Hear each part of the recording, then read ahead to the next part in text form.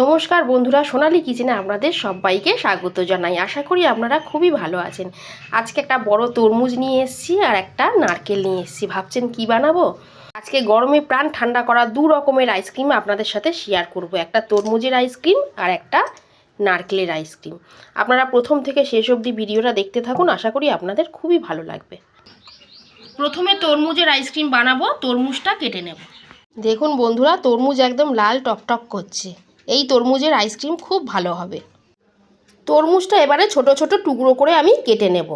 তরমুজ আমি ছোট ছোট টুকরো করে কেটে নিয়েছি। তরমুজের খোসা বাদ দিয়ে দিয়েছি ও দানাগুলো ফেলে দিয়েছি।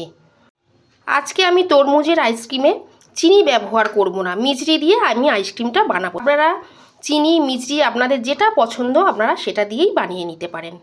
মিছরিটা আমি ছোট হামানদিস্তায় নিয়ে নিচ্ছি আর এটা একটু গুঁড়ো করে নেব। এবারে তরমুজের টুকরোগুলো আমি মিক্সির জারের মধ্যে নিয়ে নেব।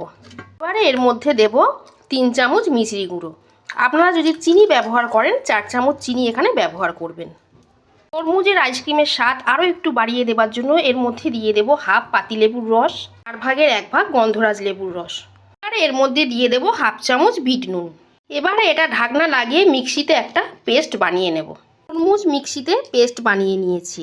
গামলির মধ্যে একটা বড় ছাঁকনি দিয়ে দিয়েছি। এবারে তরমুজের জুসটা আমি ছেঁকে নেব।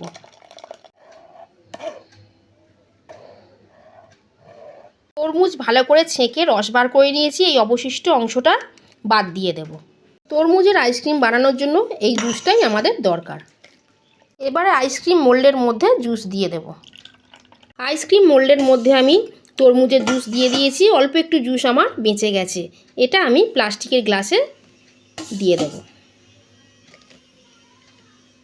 অ্যালুমিনিয়াম ফয়েল নিয়েছি, মুখটা ভালো করে কভার করে দেব। অ্যালুমিনিয়াম ফয়েল দিয়ে খুব ভালো করে আমি মুখটা ঢাকা দিয়ে দিয়েছি। এবার ছুরি দিয়ে অল্প একটু করে কেটে দেব।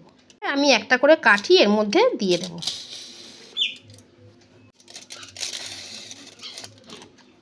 এবারে এটা ফ্রিজারে সেট হওয়ার জন্য 8 থেকে 10 ঘন্টা আমি রেখে দেব। এবার আমি নারকেলের আইসক্রিমটা বানিয়ে আপনাদের দেখাবো। নারকেলের আইসক্রিম বানানোর জন্য নারকেল আমি এখানে টুকরো করে কেটে নিয়েছি। নারকেল মিক্সির জারের মধ্যে নিয়ে নিয়েছি। প্রথমে এটাকে আমি শুধু পেস্ট বানিয়ে নেব। নারকেল এখানে শুধু পেস্ট করে নিয়ে চলে এসেছি। এবারে এর মধ্যে দেব হাফ কাপ দুধ। এখানে আমি 1 কাপ দুধ নিয়েছি। প্রথমে আমি হাফ কাপ দুধ দিয়ে আরও একবার মিক্সিতে নারকেলটা পেস্ট বানিয়ে নেব। নারকেল আরও একবার দুধ দিয়ে পেস্ট বানিয়ে নিয়ে চলে এসেছি। এবারে এর মধ্যে দেব 4 চামচ চিনি। দুধ ব্যবহার করলে নারকেলের আইসক্রিমটা খেতে খুব ভালো লাগে।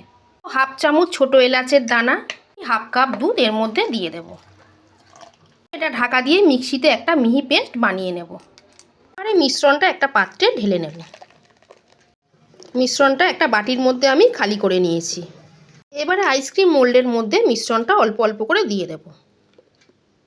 আইসক্রিম মোল্ডের মধ্যে আমি মিশ্রণ দিয়ে দিয়েছি। এবারে এটা অ্যালুমিনিয়াম ফয়েল দিয়ে ভালো করে ঢাকা দিয়ে দেব।